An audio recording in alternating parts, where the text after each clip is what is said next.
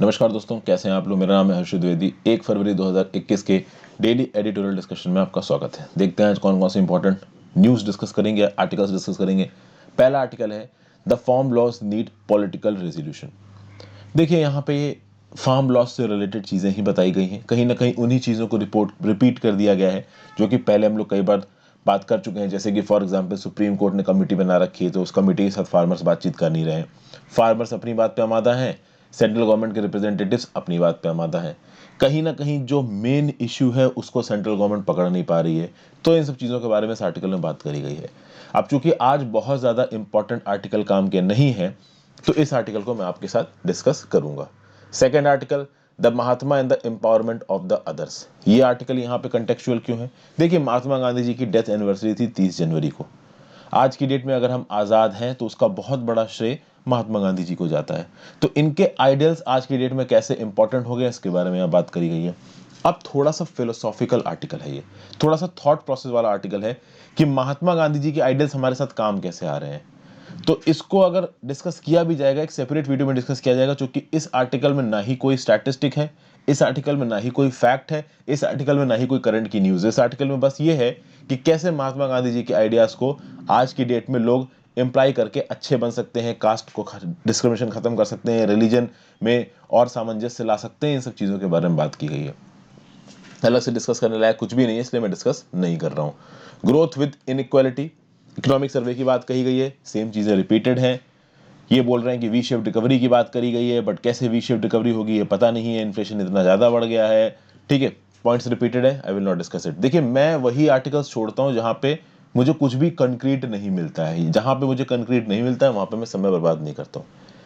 जो एक बड़ा इनोवेटिव है आर्टिकल, इनोवेटिव कह लीजिए या अलग कह लीजिए, इनोवेटिव तो नहीं कहना चाहिए, instability in Italy. This is one of those articles जो कि थोड़ा डिफरेंट है, इंटरनेशनल न्यूज़ को बता रहा। तो इटली में कुछ अनस्टेबिलिटी है।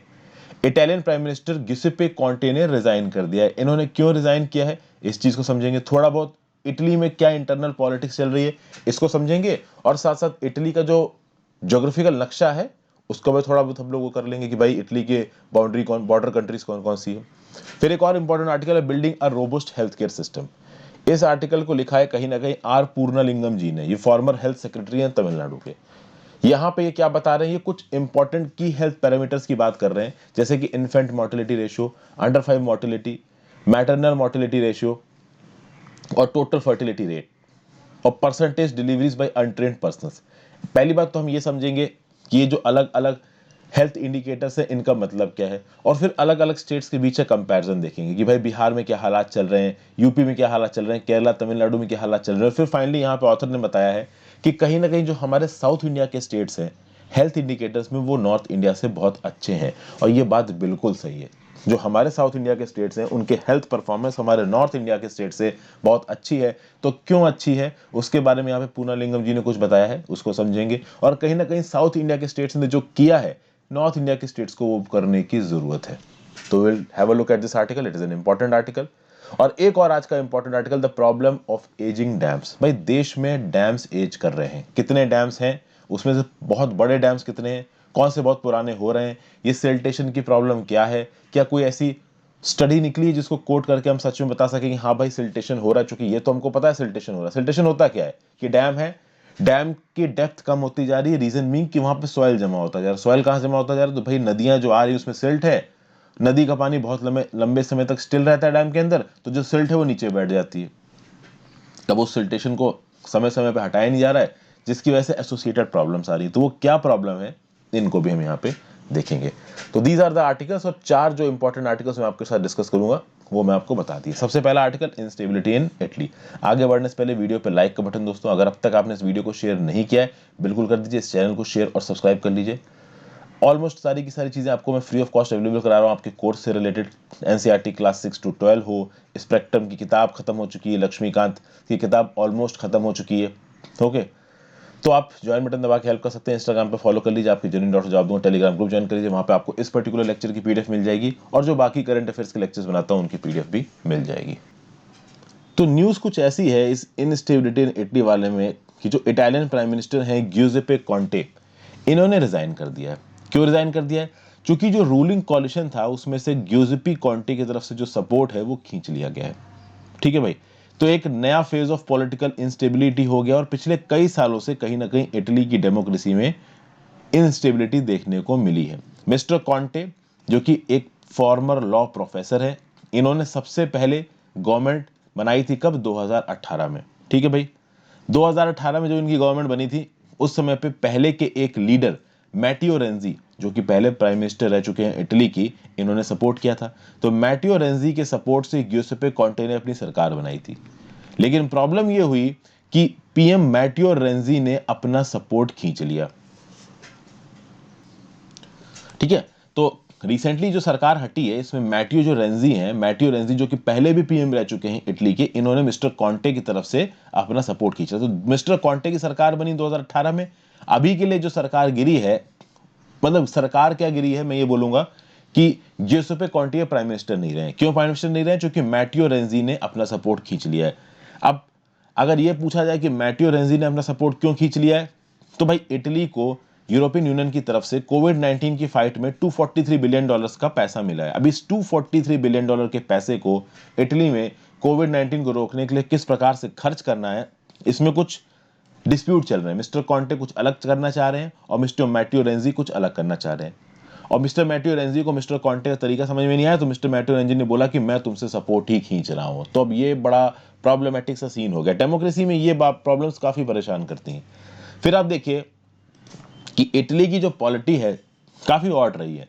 पिछले 70 ईयर्स में इटली में 65 अलग अलग सरकारें बन चुकी हैं। तो अगर पिछले 70 सालों में 65 सरकारें बन चुकी हैं तो इटली में कितनी पॉलिटिकल अनसर्टेनिटी है ये तो पता चल ही चुका है। अब तक इटली में 85,000 लोगों की मृत्यु हो चुकी है कोविड-19 की वजह से, और हंड्रेड्स ऑफ लोग अभी भी इटली में डेली बेसिस पे मर रहे हैं। पहले तो इटली में केसेस कम हो गए थे, लेकिन अब कहीं ना कहीं फिर से एक इन्फेक्शन की री इन्फेक्शन की वेव हमको इटली में देखने को मिली, पूरे के पूरे यूरोप में देखने को मिली है। ठीक है भाई, जो वैक्सीनेशन प्रोग्राम है इटली का, उसको क्रिटिसाइज किया गया कि वो बहुत धीमे धीमे चल रहा है। गवर्नमेंट किसको ब्लेम कर रहा है? फाइजर को ब्लेम कर रहा है। गवर्नमेंट ने बोला कि हमने फाइजर के सामने बहुत ऑर्डर प्लेस कर रखे हैं, बट फाइजर की तरफ से वैक्सीन ही नहीं आ रही है। अभी भी इटली में बहुत जगहों पे लॉकडाउन ऑलरेडी लगा हुआ है। बहुत सी क्राइसिस चल रही है इटली में, और कहीं ना कहीं इटली की जो इकोनॉमी है वो 8.9% से घटी है इस कोविड वाले साल में। तो कहीं ना कहीं ये एक ऐसा समय है जहां पे इटली के सारे पॉलिटिशियंस को मिलकर सामने आना चाहिए, लड़ना चाहिए। लेकिन जो दो टॉप पॉलिटिशियंस है इटली के, गियुसेप्पे कॉन्टे और मैटियो रेंजी, वो आपस में इतना भी कोऑर्डिनेट नहीं कर पाए कि कोविड-19 के समय पे इटली में यूनाइटेड पॉलिटिकल फ्रंट रख सके। मैटियो रेंजी ने सपोर्ट खींच लिया, गियुसेप्पे कॉन्टे को प्राइम मिनिस्टर की पोस्ट से रिजाइन करना पड़ गया। अगर बात करें मिस्टर कॉन्टे की, तो मिस्टर कॉन्टे जैसे तैसे करके वो पावर में बने हैं। एक 5 स्टार मूवमेंट आया था इटली में 2018 में, जिसके through mister Conte prime minister बने थे। उस समय पे जब मिस्टर कॉन्टे प्राइम मिनिस्टर बने थे तो फार राइट जो लीगा नॉर्ड है, far right group Liga Nord ने इनको सपोर्ट दिया था। बाद में ये सपोर्ट 2019 में वापस खींच लिया। कोई करप्शन स्कैंडल वापस आया तो लेगा नॉर्ड ने अपना सपोर्ट कॉन्टे की तरफ से वापस खींच लिया। तो 2019 में ही गियुसेप्पे कॉन्टे की सरकार गिर जाती, लेकिन at that same time mister Renzi ने उनको सपोर्ट कर दिया। Mister Renzi centre left democratic party के मेंबर थे। अब मिस्टर रेंजी ने भी अपना सपोर्ट वापस खींच लिया है। मिस्टर रेंजी पहले डेमोक्रेटिक पार्टी के साथ जुड़े हुए थे, अब मिस्टर रेंजी ने अपनी खुद की पार्टी बना ली है, वीवा इटालिया नाम की। तो मिस्टर कॉन्टे और मिस्टर मैटियो रेंजी के बीच में जो अरेंजमेंट चल रहा था वो अरेंजमेंट भी टूट चुका है, और मिस्टर कॉन्टे के तरफ से मैटियो रेंजी का सपोर्ट जा चुका है। तो मिस्टर कॉन्टे ने प्राइम मिनिस्टर की पोस्ट से रिजाइन कर दिया है। 3 साल में एक कॉलिशन बना, दूसरा कॉलिशन बना, और ये दूसरा कॉलिशन भी यहाँ पे टूटता नजर आ रहा है। तो भाई कहीं ना कहीं यहाँ पे चीजें काफी खराब चल रही हैं। ओके, प्रेसिडेंट सर्जियो मैटारेला के पास ये मैटर है। प्रेसिडेंट सर्जियो मैटारेला क्या करेंगे? प्रेसिडेंट सर्जियो मैटारेला ये करेंगे कि वो देखेंगे कि क्या भाई कोई अल्टरनेट सरकार बन सकती है क्या, या फिर अगर अल्टरनेट सरकार नहीं बन सकती है तो एक ही ऑप्शन बचता है, स्नैप इलेक्शंस। हमारे यहाँ पे भी होता है ना कि भाई अगर लोकसभा में कोई पॉलिटिकल पार्टी की सरकार गिर जाती है तो क्या कोई नई पॉलिटिकल पार्टी सरकार बना सकती है? अगर बना सकती है वेल एंड गुड, अगर नहीं बना सकती तो प्रेसिडेंट क्या बोलेगा? लोकसभा को डिसॉल्व करो, नए इलेक्शंस बुलाओ। कुछ ऐसा ही इटली में हो रहा है। इटली की पार्लियामेंट में अगर नई सरकार बना सकते हैं तो ऑब्वियसली ज्यादा सर्जियो मैटारेला बनाएंगे, और अगर नहीं बन पाएगी तो स्नैप इलेक्शंस बुलाए जाएंगे, नए इलेक्शंस बुलाए जाएंगे ताकि नए सरकार बनाई जाए। इस समय पे इटली एक इलेक्शन नहीं चाहती, इस समय पे इटली चाहती कि जो उनके पॉलिटिशियंस, उनकी पहली प्रायोरिटी हो कि कैसे ना कैसे करके इस कोरोना के इन्फेक्शन से लड़ा जाए, कैसे ना करके वहाँ के वैक्सीनेशन प्रोग्राम को और इफेक्टिव बनाया जाए, इकोनॉमी जो नीचे की तरफ जा रही उसको अच्छा किया जाए, स्टेबल गवर्नमेंट लेके आई जाए। लेकिन इन सब चीज़ों के बजाय ये लोग आपस में ही लड़ रहे हैं। ठीक है भाई। उसके बाद इटली की अगर आप जोग्राफिकल लोकेशंस देखिए तो हम देखते हैं कि इटली में कौन कौन सी कंट्रीज हैं। तो अगर इटली में कंट्रीज की बात की जाए, इटली में कंट्रीज मतलब इटली के साथ कौन कौन सी कंट्रीज बॉर्डर बनाती हैं। तो फर्स्ट ऑफ ऑल ये आपको इटली नजर आ रहा है यहाँ पे। इसके ईस्ट में आपको एड्रियाटिक सी नजर आ रहा है। इसके वेस्ट में या फिर आप कह लीजिए साउदर्न वेस्ट में आपको टिरहेनियन सी नजर आ रहा है। टिरहेनियन सी और एड्रियाटिक सी दोनों भाई मेडिटेरियन सी के पार्ट है, इधर आयोनियन सी है। इटली की बाउंड्री कौन कौन सी कंट्रीज बनाती है, तो यहाँ है फ्रांस, ठीक है, स्विट्जरलैंड, ऑस्ट्रिया, स्लोवेनिया। तो भाई ये चार कंट्रीज तो सीधे सीधे आपको बॉर्डर बनाते दिख रही है इटली के साथ, फ्रांस, स्विट्जरलैंड, ऑस्ट्रिया, स्लोवेनिया। एक और छोटी सी कंट्री है इटली के अंदर जिसका नाम है San Marino. San Marino Italy के चारों तरफ से घुरा हुआ है। उसके बाद भी सैन मेरिनो इटली का पार्ट क्यों है, क्योंकि सैन मेरिनो बिल्कुल ही पहाड़ी इलाका है और यहाँ पे लोग हमेशा से अलग रह रहे हैं। तो सैन मेरिनो भले ही इटली से चारों तरफ से घिरा हुआ है, उसको एक अलग कंट्री माना गया है। और इटली में एक और कंट्री है जिसका नाम है वेटिकन सिटी, वो यहाँ कहीं आसपास है, ठीक है, लगभग प्रिसाइजली लोकेशन है ये। तो इटली के साथ बॉर्डर बनाने वाली कौन कौन सी कंट्रीज हैं, San Marino, Vatican City, France, Switzerland, Australia, Slovenia. East में कह लीजिए आपका एड्रियाटिक सी है, नॉर्थ और सॉरी साउथ में और साउथ वेस्ट में आपका टिरहेनियन सी है, इधर आपको आयोनियन सी नजर आ रहा है। टिरहेनियन सी, आयोनियन सी कहीं ना कहीं मेडिटेरेनियन सी के पास है। तो इटली की ज्योग्राफिकल लोकेशन को भी हम लोगों ने थोड़ा बहुत यहाँ पे देख लिया। ठीक है भाई, आगे आते हैं। बात करेंगे किसकी, बात करेंगे हम लोग एजिंग डैम्स के बारे में। India's ageing dams can threaten water security, affect farmers income and increase flooding. भाई एजिंग डैम एक बड़ी प्रॉब्लम है। अगर आप डैम और रिजर्वायर की बात करो, अगर आपने मेरी एनसीईआरटी के लेक्चर्स पढ़े हैं तो मैंने एनसीईआरटी के लेक्चर्स में डैम को बनने की बेसिक रीजनिंग बनाई थी। जब फर्स्ट 5 ईयर प्लान बना रहे थे हमारे प्रधानमंत्री चाचा नेहरू जी, उस समय भी जितने भी बड़े इकोनॉमिस्ट थे, जितने भी दिग्गज नेता थे, उनका क्या बोलना था कि भाई dam, reservoir, they are harbinger of happiness. ये हमको इरिगेशन सिक्योरिटी देंगे, ये हमको पावर सप्लाई देंगे। तो कहीं ना कहीं हमारे देश की डेवलपमेंट के लिए डैम बनाना, रिजर्वायर बनाना, इसको काफ़ी इंपॉर्टेंट समझा गया। ठीक है भाई। और बहुत तेज़ी से डैम का कंस्ट्रक्शन हुआ, जिसके चलते बहुत सारे लोगों को इधर से उधर शिफ्ट कर दिया गया, काफ़ी परेशानियां हुई, बट कहीं ना कहीं ओवरऑल इकोनॉमिक डेवलपमेंट हुआ, कहीं ना कहीं लोगों को पानी ज़्यादा मिला। चलिए, अच्छी बात है।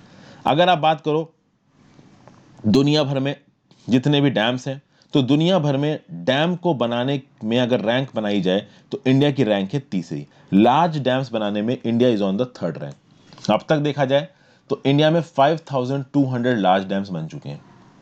लेकिन इन 5200 लार्ज डैम्स में से 1100 डैम्स 50 साल से ज्यादा पुराने हो चुके हैं और कुछ तो 120 साल से ज्यादा पुराने हैं। मतलब आप समझ सकते हो कि जो डैम बनाने का प्रोसेस है ना, ये आजादी से पहले का ही। इनफैक्ट मीडिवल टाइम से कुछ डैम्स बन रहे हैं, ठीक है। एक दो डैम्स तो एंशियंट टाइम से एग्जिस्ट करते हैं, मैंने ये एंशियंट और मीडियल हिस्ट्री में कवर किया है। तो 5200 लार्ज डैम्स है इंडिया में, जिसमें 1100 लार्ज डैम्स 50 साल से पुराने और कुछ तो 120 साल से भी ज्यादा पुराने हैं। ठीक है भाई। और ऐसा बोला जा रहा है कि ये जो पुराने वाले डैम्स है ना, जो कि अभी के लिए 1100 हैं, आगे आने वाले समय में 2050 तक 4400 डैम्स 50 साल से ज्यादा पुराने वाली कैटेगरी में आ जाएंगे। कहने का मतलब यह है कि देश के जो 80% बड़े डैम्स हैं, they will face the prospect of becoming obsolete as they will be 50 years to 150 year olds. 50 साल से 150 साल के बीच में हमारे डैम्स की एज हो जाएगी। यानी जो 5200 लार्ज डैम्स है उसमें 4400 डैम्स जो कि 80% से भी ज्यादा है, वो ऑब्सोलीट हो जाएंगे, क्योंकि एक लिमिट से ज्यादा पुराना हो गया है अगर डैम, तो उसकी शेल्फ लाइफ बेकार हो जाती है। आप बोलोगे शेल्फ लाइफ क्या होती है? देखिए, जब भी कोई चीज आप बनाते हो उसकी एक एक्सपायरी डेट होती है। आप कोई भी फूड प्रोडक्ट लीजिए, उसकी एक एक्सपायरी डेट होती है। उसी प्रकार से डैम्स की एक्सपायरी डेट होती है, चाहे वो स्टोन डैम हो, चाहे कंक्रीट डैम हो। तो ऐसा बोला जाता है कि भाई ये डैम की जो पत्थर हैं ये इतने सालों तक इतना वजन आराम से झेल लेंगे, लेकिन उसके बाद वो डेंजरस हो जाएंगे। अगर उनकी शेल्फ लाइफ बीत गई है और प्रॉपर मेंटेनेंस बीच में नहीं हुआ है, तो वो डैम्स खतरनाक हो सकते हैं। अगर हल्का सा भी क्रैक आया ना, तो भाई बाढ़ आ जाएगी, खतरनाक तरीके से हजारों लोगों को मार जाएगी, बहा ले जाएगी। ठीक है भाई। तो ऐसा बोला जा रहा है कि 2050 तक हमारे 5200 डैम्स में से 4400 डैम्स ऑब्सोलीट हो जाएंगे, बेकार हो जाएंगे, इस्तेमाल करने की हालत में नहीं रहेंगे। इनके साथ साथ हमारे देश में बहुत से मीडियम और माइनर डैम्स भी हैं। अगर पुराने डैम्स की कुछ एग्जाम्पल दिए जाएं तो कृष्णराज सागर डैम 1931 में बना था, 90 साल पुराना है। मेतूर डैम 1934 में बना था, 87 साल पुराना है। और कहीं ना कहीं दोनों कावेरी रिवर बेसिन में, और कावेरी रिवर बेसिन में पानी नहीं है। फिर आप देखिए जैसे जैसे डैम्स पुराने होते जाते हैं, इन डैम के अंदर पानी की जगह सॉइल आता जाता है। अब आप बोलोगे ये कैसे हो रहा है? अब जैसे कि फॉर एग्जाम्पल ये डैम है, ठीक है, इस डैम में पानी आ रहा है, फिर पानी बाहर निकल रहा है। इस पानी रवि की नदी का पानी बहुत समय तक स्टिल पड़ा रहता है इसमें डैम के अंदर। तो इस नदी के पानी की जो सिल्ट होती है वो नीचे डिपॉजिट होती जाती है, और आप कह लो कि इस डैम की जो डेप्थ है ना वो कम होती जाती है। तो जो पहले डेप्थ इतनी थी वो अब कुछ दिन बाद केवल इतनी बचेगी, क्योंकि नीचे पूरा का पूरा सिल्ट डिपॉजिट हो चुका है। ठीक है भाई, तो स्टोरेज कैपेसिटी भी कम होती जाती है। तो 1900s में या 1950s में जब ये डैम्स बने थे, उस समय पे जो स्टोरेज कैपेसिटी थी और आज की डेट में इनकी जो स्टोरेज कैपेसिटीज है वो काफी कम हो गई। और पुराने समय में जो डैम बने थे ना, उनके डिजाइन भी फ्लॉड थे। ऑब्वियस सी बात है, उस समय पे इतनी टेक्नोलॉजी अच्छी थी नहीं, ठीक है ना। जो डिजाइन इंजीनियर्स थे वो उतने हाईटेक तरीके से काम करते नहीं थे जितने आज के तरीके से काम करते हैं। तो ऑब्वियस सी बात है, टेक्नोलॉजी उस समय पे थोड़ी पीछे थी, तो डैम भी उतने प्रॉपर नहीं बनाए गए। एक पेपर है जिसका टाइटल है supply side hydrology last gasp. इसको 2003 में पब्लिश किया गया इकोनॉमिक और पॉलिटिकल वीकली में। रोहन डिसीजन ने इसमें अपने इनपुट्स दिए हैं। इन्होंने क्या बोला है, he observe that siltation rate in iconic Bhakra dam is 139.86 higher than originally assume. यानी भाखरा डैम में जो सिल्टेशन रेट एज्यूम किया गया था, एक्चुअली में रेट 140% ज्यादा है उससे। और ऐसा बोला जा रहा है कि भाखरा डैम मोस्ट प्रॉब्ली अभी 47 ईयर्स और काम करेगा, जबकि जो इनिशियल एजम्पशंस थे उसके हिसाब से देखने को पता चलता है कि अभी से 88 ईयर्स ज्यादा काम करना चाहिए। मतलब ये 2003 की बात हो रही है। 2003 से लगभग 88 ईयर्स और काम करना चाहिए था भाखड़ा डैम को। बट जिस हिसाब का सिल्टेशन चल रहा है, ऐसा समझ में आ रहा था उस समय पे कि केवल 47 ईयर्स और काम करेगा। और 2003 से ऑलरेडी अब तक 18 साल बीत चुके हैं। यानी अब भाखड़ा डैम की जो लाइफ है वो केवल 29 से 3 सालों की बची हुई है, 29 to 30 ईयर्स। उसी प्रकार से जो सिल्टेशन रेट है वो हीराकुड, मैथन और घोद डैम्स में बहुत ज्यादा है। हीराकुड में 141.67%, मैथन में 808% और घोद में 426%। तो इस प्रकार की फाइंडिंग्स हमें क्या बताती हैं? ये साफ साफ हमको ये बताती हैं कि डैम्स के साथ जो हालात चल रहे हैं ना, बहुत खराब है। सेडिमेंटेशन साइंस की जो समझ थी इन डैम्स को बनाते वक्त वो बहुत ज्यादा खराब थी। स्टोरेज कैपेसिटी इनकी कम होती जा रही है, और आगे आने वाले कुछ डेकेड्स में बहुत सारे रिजर्वायर्स एक्सटिंक्ट हो जाएंगे, और जब वो एक्सटिंक्ट हो जाएंगे तो प्रॉब्लम हो जाएगी। प्रॉब्लम क्यों हो जाएगी? क्योंकि इस स्केल पे रिजर्वायर को तोड़ के बनाना एक बड़ा काम है। नदी को कहाँ डाइवर्ट करोगे, नया रिजर्वायर कहाँ बनाओगे, ये सब मेजर इश्यूज है। फिर भाई कहीं ना कहीं जब सिल्टेशन बढ़ता है ना डैम में, तो इरिगेशन में भी प्रॉब्लम आने लगती है। अब आप बोलोगे इरिगेशन में कैसे प्रॉब्लम आने लगती है, मैं आपको बताता हूं। ये बना हुआ है एक डैम, इस डैम से हाइड्रो पावर कैसे जनरेट होगी? तो ऊपर से पानी रिलीज किया, पानी की जो पोटेंशियल एनर्जी थी वो काइनेटिक एनर्जी में कन्वर्ट हुई, उसने यहां पे आके टरबाइन घुमाई, पानी इधर से निकल के आगे स्ट्रीम में चला गया, टरबाइन से जनरेटर की शाफ्ट घूमी, और उससे भाई ट्रांसफार्मर से कनेक्ट करके आपने बिजली पैदा कर दी और बिजली को ग्रिड में फीड कर दिया। ये तो सिंपल था, ये आपकी हाइड्रो पावर पैदा करने की टेक्निक हो गई। डैम के नीचे से बहुत सारे छोटे छोटे आउटलेट्स निकलते हैं, वही आउटलेट्स आसपास के गांव में जाके इरिगेशन वाटर देना, पीने का पानी वाटर देना, इसकी सप्लाई करते हैं। और आपको पता है कि डैम में नीचे की तरफ धीरे धीरे सिल्ट जमा होता जाता है। सिल्ट जमा होता जाता है तो जो डैम की गहराई है वो धीरे धीरे कम होती जाती है, तो डैम की स्टोरेज कैपेसिटी धीरे धीरे कम होती जाती है। अब कभी कभी क्या होता है कि वो पाइप्स जो कि भाई इरिगेशन वाटर को या ड्रिंकिंग वाटर को आसपास के गांव में लेके जाते हैं, वहां तक पहुंच जाता है सिल्ट, और जब वहां तक पहुंच जाता है तो वो पाइप्स हो जाएंगे चोक। और जब वो पाइप्स चोक हो जाएंगे तो आसपास के इलाके को अप्रोप्रिएट अमाउंट ऑफ इरिगेशन और ड्रिंकिंग वाटर नहीं मिल पाएगा। और जब उनको पानी नहीं मिल पाएगा तो नेट सोन एरिया कम हो जाएगा, फार्मर की इनकम कम हो जाएगी, क्रॉप यील्ड कम हो जाएगा, पानी की सप्लाई कम हो जाएगी, तो भाई पैदावार तो कम हो ही जाएगी ना। फिर वो फार्मर जो पहले डैम के पानी पे डिपेंडेंट था, वो फिर से या तो रेन वाटर पे डिपेंडेंट हो जाएगा या ग्राउंड वाटर पे डिपेंडेंट हो जाएगा। और रेन वाटर और ग्राउंड वाटर पे डिपेंडेंट होने की क्या प्रॉब्लम्स हैं, ये तो हम लोग पहले देख ही चुके हैं। समझ गए? फिर कहीं ना कहीं ये जो छोटे छोटे आउटलेट्स नीचे से निकल रहे हैं, जो आसपास इरिगेशन के पानी को और पीने के पानी को लेके जा रहे थे, इनकी चोकिंग से एक और प्रॉब्लम है। जब भी पानी एक्स्ट्रा बरस जाता है या डैम की कैपेसिटी ओवरफ्लो होने लगती है, मान लीजिए डैम की इतनी हाइट है और पानी इतना ज्यादा बरस गया, इतना ज्यादा पीछे से इनपुट आ गया या फिर ऊपर से पानी बरस रहा है कि भाई डैम ओवरफ्लो करने वाला है, तो डैम को या तो आप पूरा का पूरा पानी डाउनस्ट्रीम छोड़ दो, एक काम आप ये कर सकते हो, या फिर आप जो नीचे के आउटलेट्स हैं उनमें पानी ज्यादा छोड़ दो। अभी नीचे के आउटलेट्स अगर सिल्टेशन की वजह से चोक हो रहे हैं तो कहीं ना कहीं पानी को आपको डाउनस्ट्रीम ही छोड़ना पड़ेगा। अगर ये नीचे के चोक पॉइंट्स ना होते तो कहीं ना कहीं पानी थोड़ा बफर जोन में चला जाता, थोड़ा बहुत पानी आसपास के इलाके में ज्यादा भेज देते, तो आप कह सकते हो कि एक प्रकार का हमको एक रिजर्व अरेंजमेंट मिल जाता। चूंकि सिल्टेशन के चलते में जो लोअर सप्लाई लाइंस है, मतलब डैम के डेप्थ में जो सप्लाई लाइंस निकलती हैं वो चोक हो रही हैं, उनके चोक होने की वजह से डाउनस्ट्रीम ज्यादा पानी डालना पड़ता है फ्लड के समय में, जिसके समय पे फ्लड आ जाते हैं। आप समझिए, चेन्नई में 2015 में फ्लड्स आए, केरला में 2018 में फ्लड्स आए, भरूच में 2020 में फ्लड्स आए, ये इसीलिए आ रहे हैं। अगर ये सिल्टेशन ना होता, नीचे की सप्लाई लाइंस चोक ना होती, तो फ्लड को थोड़ा और इफेक्टिवली टैकल किया जा सकता था। समझ गया बात को? तो ये सब बातें यहाँ पे बताई जा रही हैं। ठीक है भाई, यही सब चीजें यहाँ पे लिखी भी हुई हैं। The flooding of Bharuch in 2020, Kerala in 2018, Chennai in 2015, few example attributed to downstream releases from reservoirs. वही सब चीजें हैं जो मैंने आपको बताई हैं। ये बस मैंने आपके लिए नोट्स इंक्लूड कर दिए हैं आर्टिकल के, आप चाहो तो पढ़ लो, चाहो तो ना पढ़ो। ओके भाई। फिर ये क्या बताया जा रहा है कि 21वीं शताब्दी तक जो पॉपुलेशन है 2050 तक काफी हद तक बढ़ने वाली है, सफिशिएंट वाटर की अवेलेबिलिटी कम हो जाएगी, उस समय पे डैम्स की काफी जरूरत पड़ेगी। तो डैम को रिजुविनेट करते रहना, डैम को मेंटेन करते रहना, ये हमारी गवर्नमेंट की प्रायोरिटी पे होना चाहिए। ठीक है ना, सिचुएशन बहुत अर्जेंट है और इसको अर्जेंटली टैकल करना बहुत ज्यादा जरूरी है। ये सब बातें यहाँ पे बताई जा रही हैं। अब चलते हैं किस पे, building a robust health care system with better governance, northern states can bring their health system on a par with southern states. जैसा कि मैंने बताया, इस आर्टिकल को लिखा है आर पूर्णालिंगम जी ने, और ये फॉर्मर हेल्थ सेक्रेटरी रह चुके हैं तमिलनाडु में, तो तमिलनाडु की स्टेट की गवर्नमेंट में काम कर चुके हैं, तो इनको आइडिया काफी सारा है। सबसे पहले देखते हैं कुछ पैरामीटर्स को। पहला पैरामीटर क्या है? Infant mortality rate. Infant mortality rate क्या होता है कि भाई पर 1000 लाइव बर्थ्स पे, जब 1000 बच्चे पैदा हुए, उनमें से कितने बच्चे 1 साल तक सर्वाइव नहीं कर पाए, 1 साल के अंदर खत्म हो गए, इसको आप बोलोगे इन्फेंट मोर्टेलिटी रेट। तो पर 1000 इस इन्फेंट मोर्टेलिटी रेट को कैलकुलेट किया जाता है। फिर बात करते हैं अंडर 5 मोर्टेलिटी रेट। ये क्या होता है? हर 1000 लाइव बर्थ पे जो 1000 बच्चे जन्मे हैं, उनके जन्म के 5 साल के अंदर जो बच्चे खत्म हो जाते हैं, उनको आप बोलोगे अंडर 5 मोर्टेलिटी रेट।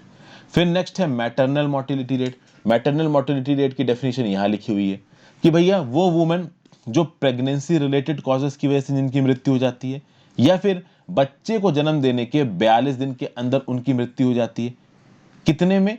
पर 1 लाख लाइफ बर्थ पे। तो मैटरनल मोर्टेलिटी रेट को पर 1 लाख लाइफ बर्थ कैलकुलेट किया जाता है। तो इसमें अगर वो प्रेगनेंसी के दौरान मर रही है या फिर प्रेगनेंसी में उसने बच्चा डिलीवर कर दिया उसके बाद उसकी मौत हो गई, तो यहाँ पे पर 1 लाख लाइफ बर्थ पे कितनी माओ की मृत्यु हो गई, कितने दिनों में? 42 डेज ऑफ प्रेगनेंसी टर्मिनेशन, या तो प्रेगनेंसी के दौरान या प्रेगनेंसी टर्मिनेशन के 42 डेज के बाद, मतलब 42 डेज के अंदर।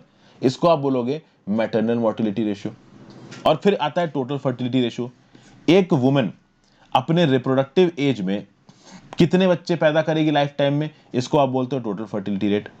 और percentage of deliveries by untrained person, यानी जितने टोटल बच्चे पैदा हुए उसमें से कितने बच्चे अनट्रेन्ड पर्सन से पैदा किए, यानी जो दाई माँ टाइप की काम करती गांव में, उन्होंने कितने बच्चे पैदा किए। ठीक है ना भाई? हॉस्पिटल में बच्चे पैदा हुए, किसी हेल्थ केयर सेंटर में बच्चे पैदा हुए, तो वो इंस्टीट्यूशनल फैसिलिटी है, वहां पे जो भी हेल्थ प्रोफेशनल्स हैं, आशा वर्कर्स हैं, वो ट्रेंड है। लेकिन जब ऐसे हॉस्पिटल्स बच्चे पैदा नहीं होते, बाहर बच्चे पैदा होते हैं, वो अनट्रेन्ड डिलीवरीज होती हैं। तो कितनी अनट्रेन्ड पर्सन से डिलीवरीज की हैं, तो यहाँ पे आप कुछ पर्टिकुलर फिगर्स दे रखे हैं, और इन्हीं फिगर्स को इस आर्टिकल में एनालाइज किया गया। और इन फिगर्स को देख के आप बहुत आराम से बोल सकते हो कि भाई अगर आप फिगर्स देखो किसके, तमिलनाडु के और केरला के, और अगर आप फिगर्स देखो बिहार के, एमपी के, राजस्थान के, यूपी के, तो बिहार, एमपी, राजस्थान, यूपी के फिगर्स बहुत ही गंदे हैं, और तमिलनाडु और केरला के फिगर्स देख लीजिए तो काफी बेटर है। अब देखते हैं पूर्णालिंगम साहब यहाँ पे क्या बोल रहे हैं। पूर्णालिंगम साहब यहाँ पे बोल रहे हैं कि अगर आप ओवरऑल इंडिया का एवरेज देखिए, तो जितने भी आपको इंडिकेटर्स नजर आ रहे हैं ना पूरे देश के लिए, ये इंडिकेटर साफ साफ बता रहे हैं, और ये 2018 का डाटा है, ये इंडिकेटर साफ साफ बता रहे हैं कि यूनाइटेड नेशंस का सस्टेनेबल डेवलपमेंट गोल है ना, जो कि 2015 में अडॉप्ट किया गया था, 2030 तक पूरा करना है। इसमें जो गोल नंबर 3 है, गुड हेल्थ एंड वेलबींग, इसको भाई इंडिया पूरा नहीं कर पाएगा। इंडिया ना मिलेनियम डेवलपमेंट गोल्स को पूरा कर पाया था, और ना ही सस्टेनेबल डेवलपमेंट गोल्स को पूरा कर पाएगा। और पूर्णालिंगम साहब साफ बोल रहे हैं कि हम सस्टेनेबल डेवलपमेंट गोल्स को पूरा इसलिए नहीं कर पाएंगे क्योंकि जो हमारे नॉर्थ इंडिया के स्टेट्स हैं जहां पॉपुलेशन आबादी बहुत ज्यादा है, वो अपने परफॉर्मेंस इंडिकेटर को नहीं सुधार पा रहे हैं। और ये साफ साफ बोल रहे हैं कि साउदर्न स्टेट्स ने अपने परफॉर्मेंस इंडिकेटर्स को सही किया है। और भाई बिल्कुल सही बात है, ये फिगर ही बता रहा है। भाई केरला में 7 है infant mortality ratio, Madhya Pradesh में 48, राजस्थान में 37, यूपी में 43, 32। अरे भाई ये 4 गुना 5 गुना निकल के आ रहा है। एमपी में तो केरला के 7 गुना इन्फेंट मोर्टेलिटी रेट है, केरला में 10 अंडर 5 मोर्टेलिटी रेट, बाकी देखिए यूपी में 47। ठीक है, मैटरनल मोर्टेलिटी रेशियो पर 1 लाख वाइफ बर्थ, माया की मृत्यु हो रही 42 केरला में, और एमपी में कितनी हो रही 173, राजस्थान 164, यूपी 197, बिहार 149। तो भाई मजाक सा चल रहा है यहाँ पे, कुल मिला के बात ये बोली जा रही। बिहार में आज की डेट में भी टोटल फर्टिलिटी रेशियो 3.2 है, जब पूरा देश टारगेट बना रहा है 2.1 का। यानी कि एक माँ और मतलब एक कपल हस्बैंड वाइफ, एक कपल हस्बैंड वाइफ आगे आने वाले समय में वो मर जाएंगे अगर वो 2 बच्चे पैदा कर जाते हैं, तो कहीं ना कहीं पॉपुलेशन स्टेबलाइज हो जाएगी। 2.1 का रेशियो क्यों रखा गया? क्योंकि बहुत सारे लोगों की मृत्यु बीमारियों की वजह से होती है, कोई दूसरी प्रॉब्लम की वजह से होती है, तो उसको कंपनसेट करने के लिए अगर एक कपल 2.1 बच्चों को पैदा करके जाता है तो पॉपुलेशन करंटली जिस लेवल पे है उस लेवल पे रहेगी, पॉपुलेशन स्टेबलाइज हो जाएगी, ना नीचे जाएगी ना ऊपर जाएगी। तो 2.1 का रेशियो हमको इंश्योर करना है। बिहार में क्या चल रहा है 3.2, एमपी में 2.7, राजस्थान में 2.5, यूपी में 3.9। अरे भाई इसको स्टेबलाइज करो, तमिलनाडु में 1.6 और केरला में 1.7 कैसे आ गया? तो कहीं ना कहीं इससे एक बात बिल्कुल क्लियर पता चलती है कि जो साउथ इंडिया की स्टेट गवर्नमेंट्स हैं वो अपने हेल्थ इंडिकेटर्स पे बहुत सीरियसली काम कर रही हैं, और ये जो नॉर्थ इंडिया की स्टेट गवर्नमेंट्स हैं वो अपने हेल्थ इंडिकेटर्स पे सीरियसली काम नहीं कर रही हैं। और कहीं ना कहीं हमारी जो केंद्र सरकार है, और यहाँ पे ये जो पूर्णालिंगम जी हैं, वो सीधे सीधे प्रधानमंत्री मोदी जी और बीजेपी सरकार पे इल्जाम डाल रहे हैं कि भाई जब आपके पास इतना तगड़ा मैंडेट है, तो जब कोई अपने हेल्थ इंडिकेटर्स को पूरी तरीके से ठीक नहीं कर रहा है तो आप उसके खिलाफ एक्शन क्यों नहीं ले रहे हो? There has to be some action. ठीक है ना भाई? साउथ इंडिया के स्टेट्स अपनी रिस्पॉन्सिबिलिटी पूरी कर रहे हैं, नॉर्थ इंडिया के स्टेट्स अपनी रिस्पॉन्सिबिलिटी पूरी नहीं कर रहे हैं। इन नॉर्थ इंडिया के स्टेट्स की गलत रिस्पॉन्सिबिलिटी के चलते, गलत प्रकार की हैंडलिंग के चलते ओवरऑल देश के जो हेल्थ इंडिकेटर्स हैं वो बेकार हो रहे हैं। तो सेंट्रल गवर्नमेंट कुछ करती क्यों नहीं है? और अगर आप बात करो तमिलनाडु की, तमिलनाडु में जो टोटल फर्टिलिटी रेशियो है 1.9 है, जर्मनी में जो टोटल फर्टिलिटी रेशियो है 1.57 है, जापान में जो फर्टिलिटी रेशियो 1.43 है। आप इस तमिलनाडु के 1.6 फर्टिलिटी रेट को, केरला के 1.7 फर्टिलिटी रेट को जर्मनी के 1.5 और जापान के 1.43 से कंपेयर कर सकते हैं। मतलब जो देश दुनिया के सबसे अच्छे तगड़े कंट्रीज हैं जिन्होंने अपने हेल्थ इंडिकेटर्स को अच्छा कर लिया, अपने फर्टिलिटी रेट्स को स्टेबलाइज कर लिया है, उनके साथ टक्कर ले रहे हैं तमिलनाडु और केरला। और ये नॉर्थ इंडिया के स्टेट्स क्या कर रहे हैं? क्या आज भी सो रहे हैं? क्या इनके यहाँ सिर्फ लव जिहाद और गौरक्षा की पॉलिटिक्स चलती है? इस तरीके के सवाल यहाँ पे पूर्णालिंगम जी ने करे हैं और बहुत सही किए हैं। प्लस यहाँ पे पूर्णालिंगम जी एक और खास बात बोल रहे हैं, कहीं ना कहीं भाई जरूरी ये है कि ह्यूमन कैपिटल में इन्वेस्ट करना चाहिए। अगर आप सारी इन्वेस्टमेंट एफडीआई के फॉर्म में देखोगे, कॉर्पोरेट को मदद करने के फॉर्म में देखोगे, तो चीजें चलने वाली है नहीं। आप पीस मील स्कीम्स अनाउंस कर लीजिए कि भाई अलग अलग आपने इंडिविजुअल स्कीम्स अनाउंस कर ली, उससे कुछ होने वाला नहीं है। जब तक सरकारें कंसोलिडेटेड तरीके से काम नहीं करती और स्टेट गवर्नमेंट जो भी कर रही हैं उसके लिए उसको रिस्पॉन्सिबल नहीं ठहराया जा सकता, तब तक आप अपने हेल्थ इंडिकेटर्स को अच्छा नहीं कर सकते। ये पूर्णालिंगम साहब बोल रहे हैं। सरकार को क्रिटिसाइज किया गया है और बिल्कुल सही क्रिटिसाइज किया गया है। ये क्रिटिसाइजमेंट ऐसा लगता है कि it's a proper criticisement based on proper facts. क्योंकि एक बात तो बिल्कुल सही है, अगर केरला और तमिलनाडु जैसी सरकारें ये कर सकती हैं तो नॉर्थ इंडिया की सरकारें भी कर सकती हैं। लेकिन नॉर्थ इंडिया में अलग ही प्रकार की पॉलिटिक्स चलती है। तो भैया धर्म के नाम पे, जाति के नाम पे वहां पे पॉलिटिक्स चलती रहती है। आप देखिए केरला और तमिलनाडु में भी हर धर्म के लोग रहते हैं, लेकिन वहां पे धर्म के नाम पे और जाति के नाम पे उतनी लड़ाइयां नहीं होती जितना प्रॉब्लम, जितना केओस नॉर्थ इंडिया के स्टेट्स में, खासकर यूपी और बिहार जैसे स्टेट्स में। तो कहीं ना कहीं पूर्णालिंगम जी की बात सही है, पॉलिटिकल एग्जीक्यूटिव्स को ये बात समझने की कोशिश करनी चाहिए। भी कितना समझेंगे तो देखिए समय बताएगा। नेक्स्ट चलते हैं, the farm laws need political resolution. It is the supreme authority of parliament which has the power to solve despite the negotiations outside. भाई कहीं ना कहीं डेडलॉक सा हो गया है सरकार के बीच में और एजिटेटिंग फार्मर्स के बीच में। वेंडलिज्म हुआ 26 जनवरी को। अब यहाँ पे क्या बोला जा रहा है कि भाई रिस्पॉन्सिबिलिटी किसी ना किसी के ऊपर तो फिक्स करनी पड़ेगी। कहीं ना कहीं जो एडमिनिस्ट्रेटिव लैप्सेस हुए इस वायलेंस को रोकने में, जो पुलिस असफल रही है उसके ऊपर भी एक्शन लेना जरूरी है, और ये जो एंटी सोशल एलिमेंट्स से फार्मर्स के बीच में जो वायलेंस कर रहे थे उनके अगेंस्ट भी एक्शन लेना जरूरी है। फार्मर्स की डिमांड क्या क्या है कि भाई मिनिमम सपोर्ट प्राइस हटाओ, 3 फार्म बिल्स को आप रिपील करो, फार्म बिल्स के नाम लिख दिए आर्टिकल में, ये सब चीजें ठीक है। अब देखिए क्या बताया जा रहा है। While an impression has been created that the agitating farmers only represent the interest of farmers from Punjab, Haryana and Uttar Pradesh, these issues have found resident across several states in the country where large mobilizations of farmers have been protesting peacefully. ऐसा सुनने में आ रहा है लोगों के दिमाग में कि पंजाब, हरियाणा और उत्तर प्रदेश के फार्मर्स ही यहाँ पे कहीं ना कहीं आप कह सकते हो एजिटेशन कर रहे हैं, लेकिन ऐसा नहीं है। देश के और भी बहुत से स्टेट्स हैं जहाँ पे फार्मर्स एजिटेशन कर रहे हैं। अब फार्मर्स किस स्टेट में कितना एजिटेशन कर रहे हैं, ये इस बात पे डिपेंड करता है कि वहाँ के स्टेट के फार्मर्स किस हद तक एमएसपी पे डिपेंडेंट है। अगर आप बात करिए वेस्टर्न उत्तर प्रदेश की, पंजाब की, हरियाणा की, वेस्टर्न उत्तर प्रदेश, पंजाब, हरियाणा के जो फार्मर्स हैं वो पूरी तरीके से मिनिमम सपोर्ट प्राइस पे डिपेंडेंट है। तो कहीं ना कहीं उनका जो लड़ना है इन फार्म बेस को लेके वो सीरियस होने ही वाला है। फिर भाई अलग अलग स्टेट्स में agriculture produce marketing committee, APMC mandi से कितना रोल है, ये एपीएमसी मंडी कितनी ताकतवर है, इस बात पे भी डिपेंड करेगा कि भाई वहां पे कितना एजिटेशन हो रहा है। जैसे फॉर एग्जांपल बिहार, अभी बिहार में एपीएमसी मंडी को अबॉलिश ही कर दिया गया है, तो वहां पे ऑब्वियस सी बात है फार्म बेस के अगेंस्ट में ज्यादा बवाल नहीं हो रहा है। ठीक है भाई, तो आप यहां पे देखिए कि एग्रीकल्चर रिफॉर्म्स को लेके लोगों के बीच में गुस्सा है। लोगों को ऐसा लगता है कि कॉर्पोरेट्स आके एग्रीकल्चर सेक्टर को टेक ओवर कर लेंगे और स्टेट गवर्नमेंट का इंटरफेरेंस एग्रीकल्चर में कम हो जाएगा। तो कहीं ना कहीं एक ट्रस्ट डेफिसिट है, एक धोखाधड़ी की भावना आ रही फार्मर्स के अंदर। वो सोच रहे हैं कि सरकार उनका साथ नहीं देगी, सरकार पूरे के पूरे एग्रीकल्चर सेक्टर को, प्राइवेट सेक्टर को बेच देगी और जो थोड़ा बहुत फार्मर्स के पास थोड़े बहुत रिसोर्सेज बचे हैं वो भी उनसे छीन लिए जाएंगे।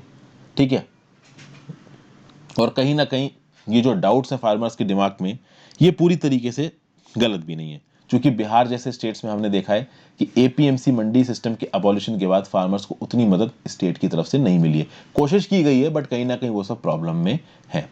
एग्रीकल्चर स्लो डाउन कर रहा है, इकोनॉमी स्लो डाउन कर रही है। 2014-15 में ड्रॉट्स आए थे, एग्रीकल्चर फील्ड में सरकार का एक्चुअली में काफी पैसा खत्म हो रहा है और शायद सरकार का ज्यादा पैसा खत्म कर रहा है, इसलिए हो सकता है सरकार इन सब फील्ड्स को प्राइवेटाइज करके अपना जो खर्चा हो रहा है उसको कम करना चाह रही हो। ठीक है ना, और मिनिमम सपोर्ट प्राइस के चलते जो हमारे क्रॉप प्रोडक्ट्स हैं वो इंटरनेशनल मार्केट में अनकॉम्पिटिटिव भी हो जाते हैं, क्योंकि भाई मिनिमम सपोर्ट प्राइस में सरकार बहुत महंगे में खरीदती है फार्मर से और उससे सस्ते में इंटरनेशनल मार्केट में बिक रहे हैं। सुप्रीम कोर्ट ने भी यहाँ पे इंटरफेयर किया, कमेटी बनाई, तो फार्मर्स ना सुप्रीम कोर्ट द्वारा बनाई गई कमेटी में बात कर रहे हैं और ना ही जो गवर्नमेंट के रिप्रेजेंटेटिव्स हैं उनसे बात कर रहे हैं। तो सिचुएशन काफी ज्यादा यहाँ पे ट्रिकी हो गई है। इन सारी केओस के बीच में जो सबसे बेस्ट सॉल्यूशन बताया जा रहा है इस चीज को करने का वो ये है कि भाई देखिए बजट सेशन शुरू होने वाला है, और अगर बजट सेशन शुरू होने वाला, वैसे तो 29 जनवरी को आप कह लो बजट सेशन शुरू हो गया, क्योंकि इकोनॉमिक सर्वे को प्लेस किया गया। ठीक है, 1 फरवरी से आपका, जैसा कि आज 1 फरवरी है तो ऑब्वियस सी बात है आज निर्मला सीतारमण जी बजट पेश करेंगी, तो कहीं ना कहीं पार्लियामेंट फिर से मीट कर रही है। और इस पार्लियामेंट फिर से मीट कर रही है, अगर इन फार्म बिल्स को पार्लियामेंट ने इनैक्ट किया है तो इन फार्म बिल्स के ऊपर बातचीत करने की ताकत भी किसके पास है, पार्लियामेंट के पास है।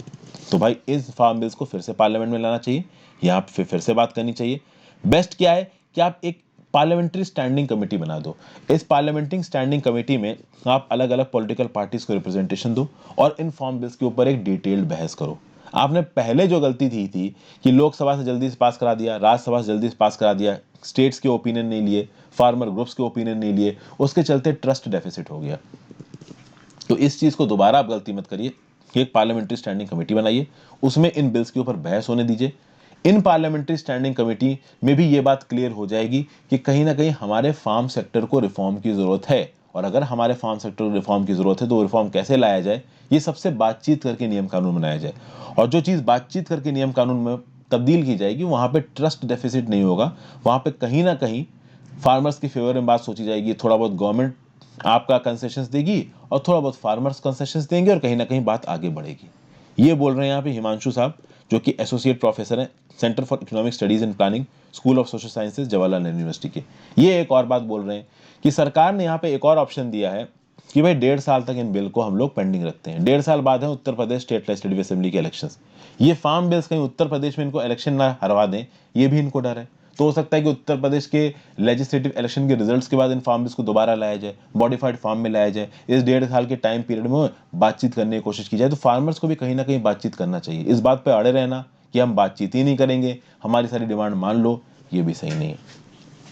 तो कुछ जैसा कि मैंने आपको शुरू में बताया था, कुछ खास था नहीं, जितने भी इंपॉर्टेंट पॉइंट्स आज के एडिटोरियल में थे।